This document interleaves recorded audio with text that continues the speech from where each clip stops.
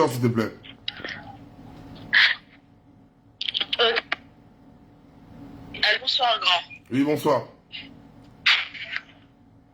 Je suis bien sur le direct, non? Yes. Ok. Alors, j'ai très bien écouté ton intervention, que j'ai trouvée d'ailleurs pertinente. Tu as tu as relevé certains points et j'aimerais intervenir par rapport à un point. Vas-y, maman. De, Tu as parlé de, comment on appelle ça, les personnes qui refusent d'effectuer certaines tâches. Déjà, je veux interpeller toutes les personnes sur le fait que le Gabonais est reconnu d'être quelqu'un de bureaucrate. C'est quelqu'un qui aime le confort, c'est quelqu'un qui aime le luxe, ou vraiment il aime la bureaucratie.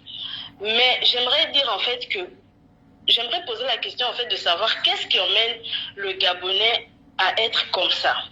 Aujourd'hui, on se retrouve dans la situation où les personnes ces Gabonais-là qui exercent des sous-métiers, on va dire, par exemple la maçonnerie, la plomberie, ces personnes-là qui disent que les Gabonais aiment la bureaucratie, et lorsqu'elles voient ces personnes effectuer ce genre de tâches, ce sont des premières à se moquer de ces personnes. Tu es diplômé, tu te retrouves en train de faire de la plomberie.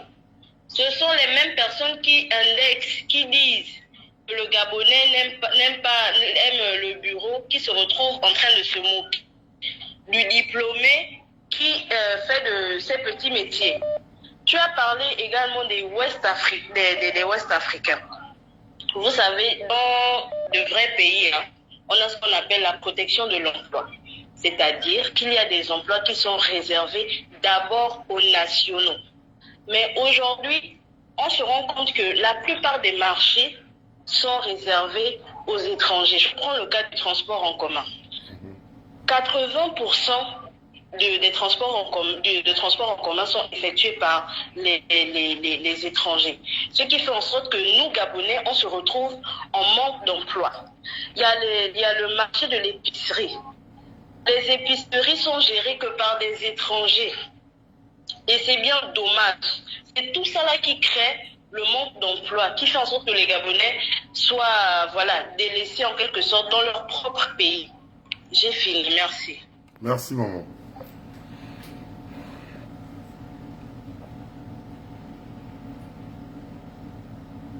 C'est compliqué, hein. Voilà pourquoi je dis que dans ce sujet, chacun a sa version des faits, hein. Parce que ça dépend de la réalité que la personne vit. Mais moi, je suis contre la paresse. La paresse, ça, non. Ça, je ne veux pas ça. Attends, frère, toi, tu es à passer. Je vais prendre d'abord la maman là qui appelle depuis et je te reprends après. Allô? Allô? Oui. Allô? Oui, allô? Allô? Oui, allô, allô, allô? Oui, je suis bien sur le live, non? Ouais. Bonsoir. Oui, bonsoir. Oui, moi j'appelais pour intervenir par rapport aux deux qui ont... Il y a deux qui ont intervenu, ça fait un peu longtemps, bon, comme j'ai un peu du mal à vous savoir depuis un moment. Et eux, ils disaient que ce n'est pas parce que les Français nous ont importé cette manière de vivre, c'est-à-dire quitter le domicile familial aux environs de 18 ans, que nous aussi nous sommes censés faire de même. Je rebondis dessus parce que cette manière de faire ne nous a pas été importée, ça c'est faux. Déjà à l'époque de nos grands-parents, lorsque tu étais déjà en mesure d'avoir une femme, c'est-à-dire lorsque tu avais un certain âge, tu quittais le village de ton père, tu partais un peu plus loin construire le tien. Dans cette manière de faire-là, nous la connaissons depuis nos ancêtres. La difficulté aujourd'hui, c'est quoi? C'est les complications en fait pour avoir un terrain. À l'époque de nos ancêtres, les terres n'étaient pas d'abord payantes. Tu partais, tu t'installais quelque part, tu défrichais ta forêt, tu te construisais ta case, toi, ta femme, et vous fondez une famille. Mais aujourd'hui, toute la difficulté vient du fait que le petit Gabonais d'aujourd'hui n'arrive pas à avoir un terrain, une parcelle. C'est là toute la difficulté. Et donc là, l'État aurait dû trouver des moyens pour accompagner des gens comme les autres qui m'ont précédé tout à l'heure ont dit, Mais qu'on ne dise pas que ce sont les Français qui nous ont apporté cette manière de vivre. Ça, c'est faux, c'est pas vrai. Et les jeunes de 30 ans qui aujourd'hui, bon, pour ceux qui ont essayé de quitter la maison de leurs parents et qui n'ont pas pu, bon, on peut peut-être les excuser, mais tous ceux qui ont un moyen de quitter la maison de leurs parents devraient partir. On ne vit pas dans la maison des parents à 30 ans, je suis navrée, ça fait mal à certains, bon. Et plus encore les hommes, parce que bon, les filles, je ne les excuse pas, mais les filles, c'est un peu flexible, mais les hommes, parce que parfois tu as une petite amie et vous avez fait des enfants, c'est très compliqué. En ce qui est de la dot aussi, bon, je ne sais pas si la dot est réelle ou non supprimée, je n'ai pas l'information exacte, mais c'est comme vous avez dit tout à l'heure, si on applique réellement la suppression de la dot, si vraiment donner la dot à une femme devient un délit, on devrait commencer par arrêter toutes les personnes qui se sont mariées depuis 1963. Et commençons par les hautes autorités elles-mêmes. Et je pense qu'on va tous se retrouver à son famille. Exactement. Donc, c'était un peu ça ma participation suite au live. Merci maman, c'est gentil.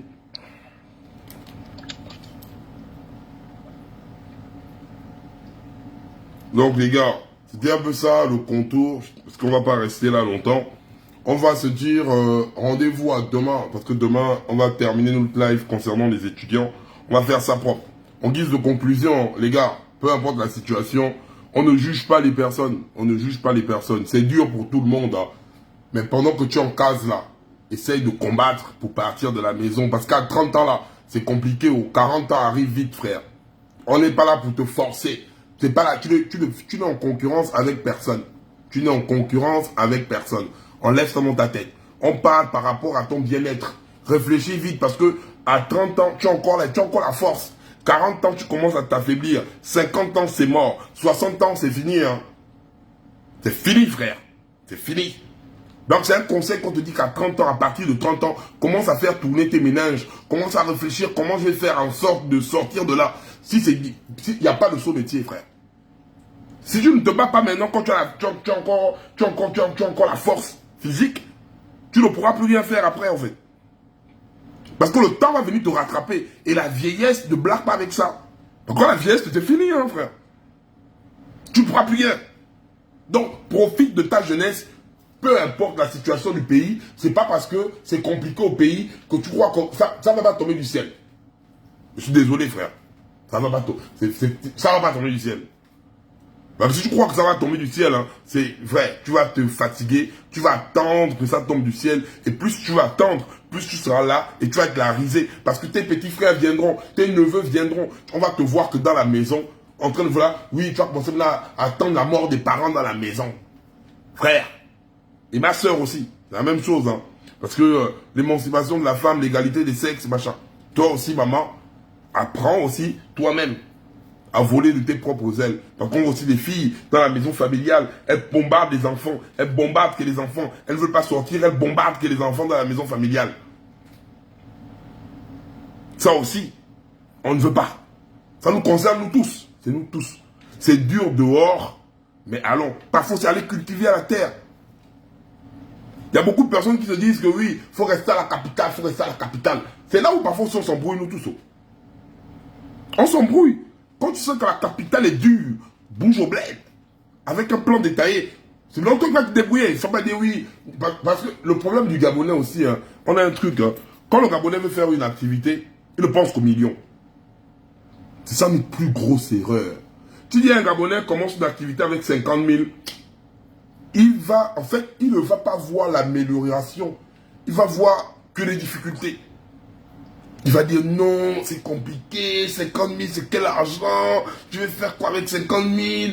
Non, ah non, c'est une perte de temps. Je vais aller boire mon vin. Je vais aller boire mon vin. Il va dire, on pense à ça, je vais aller boire mon vin. Le Gabonais a envie, pour le Gabonais, il dit, je fais un business, il faut qu'on vienne donner au Gabonais 10 millions. On doit venir donner 10 millions comme ça.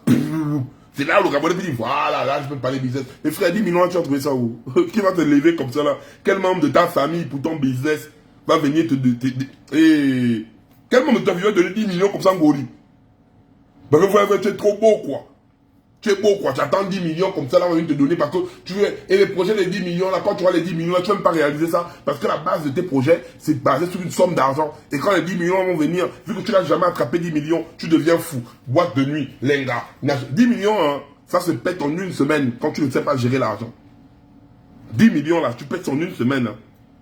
Quand tu parles, parce que tu vas vouloir mettre des gros cacos. Tu vas dépenser 500 000, voire 1 million dans les cacos. Tu vas partager là. C'est ça. Donc tu vois les amis qui vont tourner autour de toi.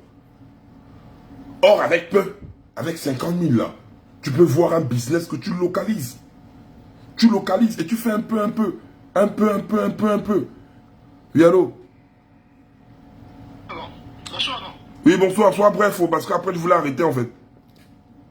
Ok, d'accord. Bon, comme je vais être bref, je vais aller directement sur le sujet du mariage coutumier. Vas-y. Ok.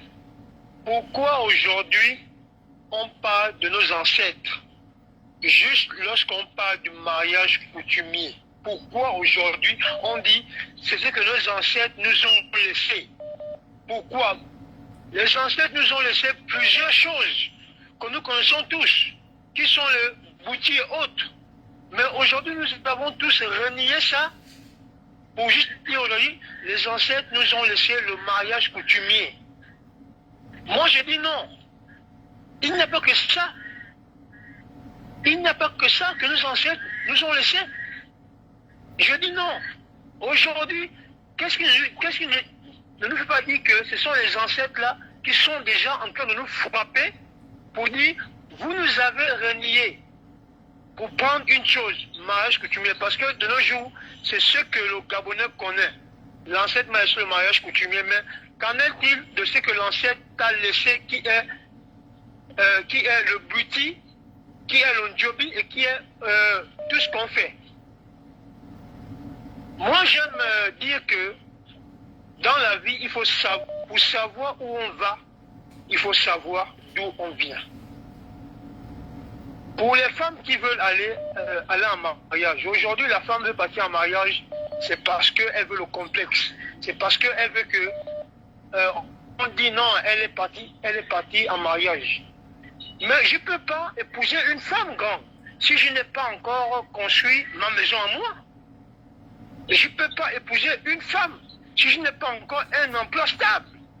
Mais comment j'irai épouser une femme étant donné que je loue une chambre? Parce que c'est ça la femme de nos jours. Oh chérie, il faut que tu viennes m'épouser. Les 2 millions que je peux avoir, ça ne peut pas servir à construire un studio. Okay. Les femmes ne veulent plus, les femmes de nos jours ne veulent plus entendre. Faisons d'abord telle ou telle chose, chérie, le mariage ne court pas. D'accord. Le mariage ne court pas. De nos jours, il n'y a plus ça. Oh, donne-moi. Oh, je me fais les fiançailles. Et etc. Non. Ok. Moi, je dis une chose. Mon père m'avait dit, dans la vie, quand tu vas décider de te marier, je vais finir par là, il avait dit, cherche un emploi stable. 1. Construis ta maison. Il ne m'a pas dit loue. Il m'a dit, construis ta maison. 3. Épouse ta femme. Parce que je vais sur le point de dire, la vie ne m'appartient pas. Je vais louer aujourd'hui. J'ai ma femme, j'ai mes enfants, on s'est mariés. Je vais louer. Quand je meurs, mes enfants vont rester où? Est-ce que le bailleur c'est mon ami? Le bailleur c'est mon frère? Non. Je dois d'abord chercher à construire, même si je rentre dans une maison où il n'y a pas de lumière, mais je sais que je suis rentré chez moi. Je meurs là, mes enfants resteront chez eux. Aujourd'hui, la femme de nos jours ne pense plus à ça. Et on va épouser quelle femme? 2 millions, tu vas gaspiller. Après, c'est pour te faire, comment ça, tu vas gérer la maison? Les femmes, parlez-moi comme vous voulez, je m'en fous. D'accord. Merci. Ok. Oh, mais attendez, on vous appelle encore. Oui, allô? Allô, grand. Oui, c'est 2 minutes, hein, parce que là, on va bientôt dormir, en fait. Oui, tu veux parler vite. Moi, je voulais reprendre à ce que celui qui est venu nous parler de c'est pas obligatoire le mariage là. Moi, je vais dire un mot au grand là. Parce que quand il dit non, il faut d'abord que je construise, il faut d'abord que je fasse ça, donc il va me bite la fille d'autrui cadeau. Donc pendant 30 ans, pendant 20 ans, il va me bite la fille d'autrui cadeau. Oh non. C'est pas bon en fait. Donc, non, je vais d'abord te laisser construire. Donc pendant tout ce temps, tu es en train de me pomper les enfants, tu es en train de me bite cadeau. Et mes parents vont juste me regarder pendant que je vais sortir de la maison de mes parents pour aller chez toi, tu ne vas pas m'épouser. Il vient nous dire non, on ne va pas parler justement de nos ancêtres lorsqu'il s'agit de parler de la dot, il y a l'ombouiti et tout et tout. Mais c'est de n'importe quoi, c'est culturel. Même les tarades ici savent que les Africaines ont les dots en fait. C'est une notion qui est déjà ancrée même chez les Européens. On sait qu'on dote la femme africaine. Ramasser dans un... Ton lieu de se dessouler. Oh, il a dit... Qui est non? Il a qu'à faire quoi? Le mariage, c'est le complexe. Mais c'est parce qu'il est fauché. Oh. Un type fauché qui n'a pas les sous, peut-être qu'il n'a même pas de quoi acheter un morceau de pain, il vient me parler ici. Voici c'est un message qu'il veut faire passer à sa femme pour dire qu'il ne va pas l'épouser maintenant, qu'il reste là-bas en fait. On a des vrais problèmes. En 2019, ils ont légalisé la dot. Là maintenant, en 2022, ils viennent dire que c'est pas autorisé. Faut pas aussi qu'au Gabon, on commence à jouer avec les esprits des gens. D'accord. Oh putain, les enfants là. C'est bon. Oh non. Oh, attendez. Oh, ben imagine un sommeil, les gars. Vous avez là, ils viennent ici, ils les appellent là. Allô? Aïe, aïe, aïe. Mais quand, mettez-vous loin du retour, s'il vous plaît. Allô? Allô? Oui. Bonjour. Oui, bonjour. J'aimerais intervenir sur le problème de la dot là. Oui. Et puis sur le fait de rester à 30 ans à la maison. Il faut dire un peu que les deux... Le problème de la dot, moi je pense que si on regarde... Tu peux enlever les écouteurs, s'il te plaît. Je ne suis pas sous écoute. Ok. Là, vous m'entendez mieux? Yes. Ok. Le problème de la dot, moi je pense que les autorités dans le système, on sait très bien qu'ils ont 2, 3, 4, 5 chisa, tout ça là, et puis parfois ils se marient avec une femme, et puis après en cachette, ils dotent quelqu'un d'autre, et puis là ils se retrouvent avec 4 ou 5 épouses dotées, et puis là quand ils meurent, on les retrouve tous, oh elle est dotée, elle a été mariée coutumièrement, finalement c'était un polygame caché. Au début, ils nous ont sorti la loi Nsba. Après ça, ils nous ont sorti une autre loi pour dire que le mariage coutumier est reconnu et tout. Ben, également, ça devient dur pour ces magistrats-là de trancher pour les questions de succession, héritage et tout ça. Donc, à un moment donné, il y a le législateur, comme la dame l'explique, qu'elle ne comprend pas pourquoi ce législateur est allé jusqu'au fond des choses. En tout cas, je regardais juste le bout de la vidéo que tu as postée. Mais moi, quand j'analyse un peu tout ça, ben, je comprends très bien pourquoi il a fait. Il a fait pour rendre caduque, en fait, toutes ces lois-là qui sont venues parce qu'un se réveille un matin, il décide que lui, il veut ça pour qu'on reconnaisse Sanga ou qu'il allait épouser avec les amis, et ainsi de suite. Donc, au final, c'est la pagaille de façon administrative et juridique. Ben, ce législateur-là, en bon penseur, s'est assis. Il a dit comment mettre de l'ordre dans tout ça. Ben, c'est simple, on va annuler la dot. Comme ça, juridiquement, toute la pagaille que tous ces gens-là ont mis, parce que eux, là, ils se réveillent le matin, ils décident que la loi doit être rouge, c'est rouge. La loi est jaune, c'est jaune. La loi est caca, c'est caca. Tout, en fait, rien. Tellement, tout est maquette pour eux. Ils pensent que même les lois doivent être des maquettes. Ils ne pensent pas à ce que ça peut faire ou quoi que ce soit. En fait, ce n'est pas des penseurs. Ils sont tellement limités que leur pensée est aussi limitée que leurs actes. Donc, on ne va pas leur demander d'être des lumières, alors qu'en fait, ils sont des personnes obscures dans tout ce qu'ils font. Alors, tu as un législateur qui arrive et qui décide que, mais mon Dieu, comment je veux résoudre cette bagaille? Parce que les magistrats, là, honnêtement, ne peuvent pas faire leur job. Donc, j'annule cette affaire-là en disant que la dot ne va plus exister. Et puis, comme ça, là, toutes ces lois-là, on reconnaît quoi, ça n'existe plus puisque l'essence même qui établit le mariage coutumier n'est pas légal. Donc, comment veux-tu rendre légal le reste? C'est impossible. Donc, moi, quand j'ai regardé, je dis que, les secondes femmes là, nos mamans qui sont mariées, mais qui se retrouvent à un moment donné au cimetière du gars avec les 4 ou 3 co-épouses, elle était à la dot, c'est la femme de la famille. Il n'y aura plus ça.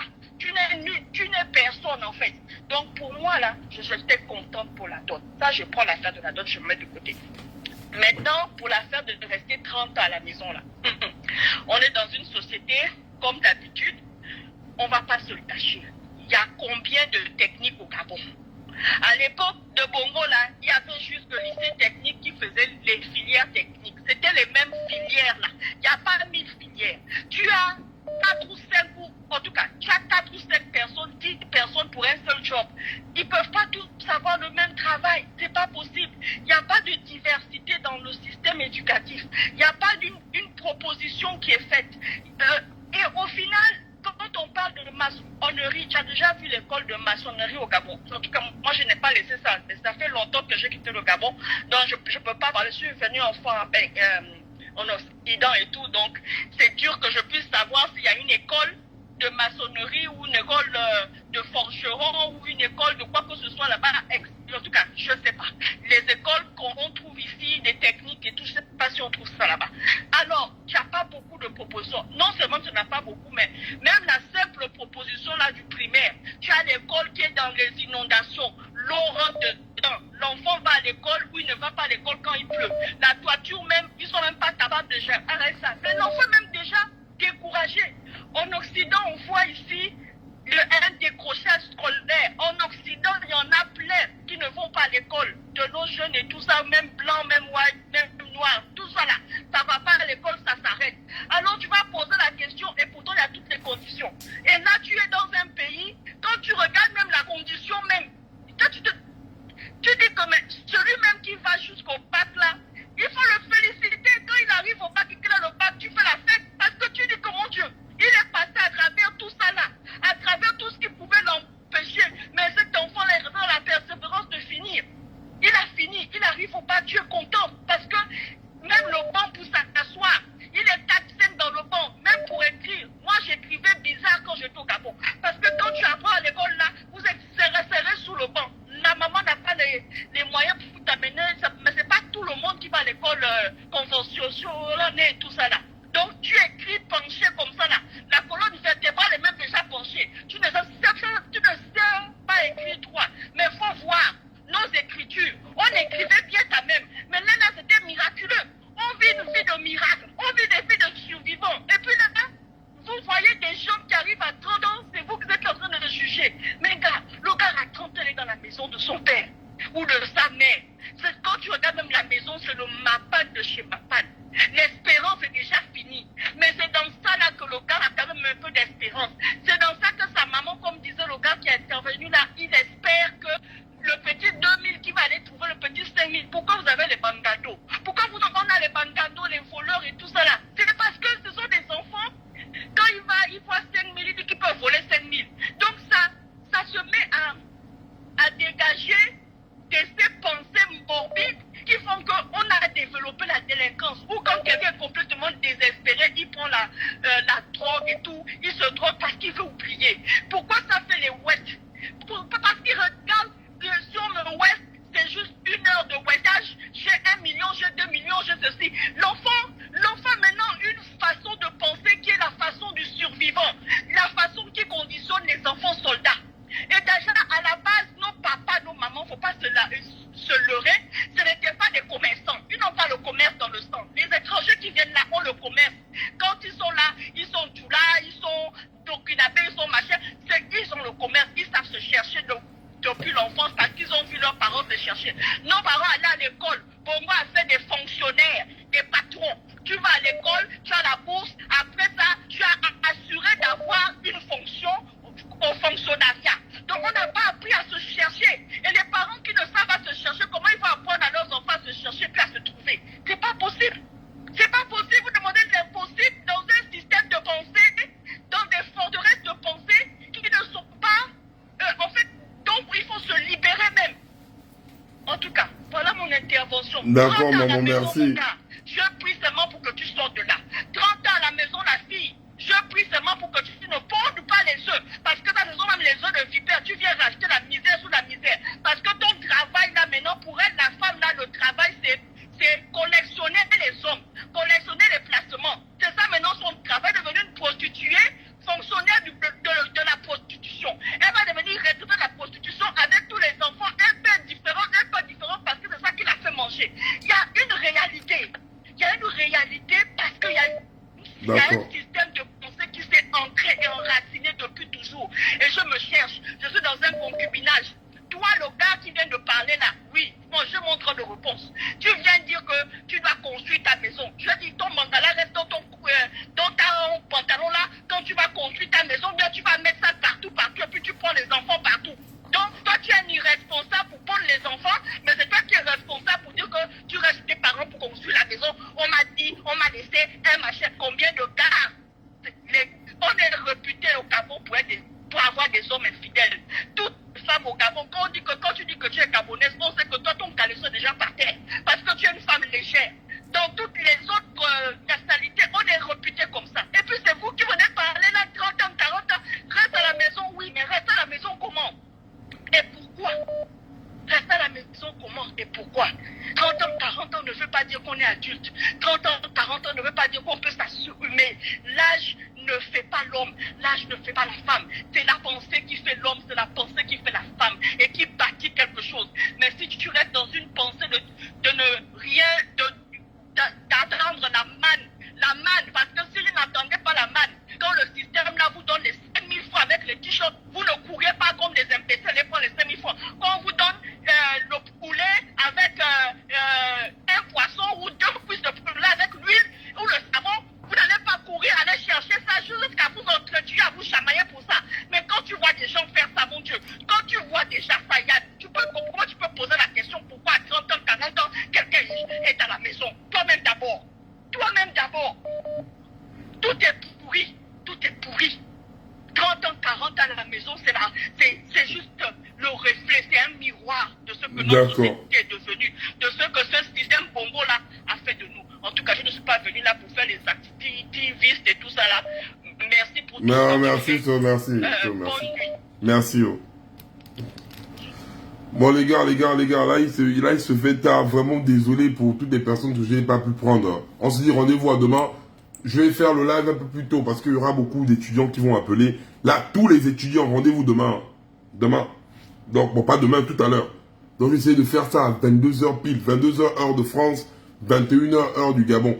Comme ça, on va bien se poser. Même si on parle jusqu'à 1h du matin, au moins on commence plus tôt et on termine. Parce que là, le phénomène, là, on va venir. Parce qu'ils m'ont envoyé certains trucs encore et certains éléments. Et il y a certains étudiants qui ont décidé de venir parler, en fait. Donc, on est là. On ne va plus... Demain, on ne pleurniche pas. Hein. Demain, nous sommes là. On va chercher la solution. Il n'y a plus... C'est fini. Oui, non. Nos bourses, là, ils vont venir nous donner ça forcé. Parce qu'on va chercher la solution, en fait, de prendre nos bourses. Et plus jamais, ils vont venir jouer avec notre argent comme ça, là. Plus jamais. C'est ça le but, en fait. Nous ne sommes pas là pour venir pleurer à chaque fois, quémander à chaque fois. On ne supplie pas ce qui t'est de droit. C'est ton droit. Tu as bossé pour avoir ta bourse. Tu n'es pas là pour demander ou pour quémander ça. Hein? Tu n'es pas là pour dire, oui, s'il te plaît, Yali, le président, pense à nous. C'est ton droit. Quand c'est ton droit, tu prends ça avec la force. Ça t'appartient. C'est pour toi. Donc, demain, on va se réunir un peu plus tôt. On va commencer à 22h heure de France, 21h heure du Gabon. On baloconie jusqu'à ce sera l'ongosé. Donc, les gars, là, j'appelle toute la jeunesse gabonaise. On n'est pas là pour faire des conneries, là. Demain soir, on partage au max. Ne vous pas, j'oublie, hein, c'est la jeunesse. Là, je m'adresse aux jeunes, là. Les vieux, là, doivent sentir demain qu'on est connectés. Donc, la famille, on est ensemble et on avance. Vos sales quoi, ils sont ensemble.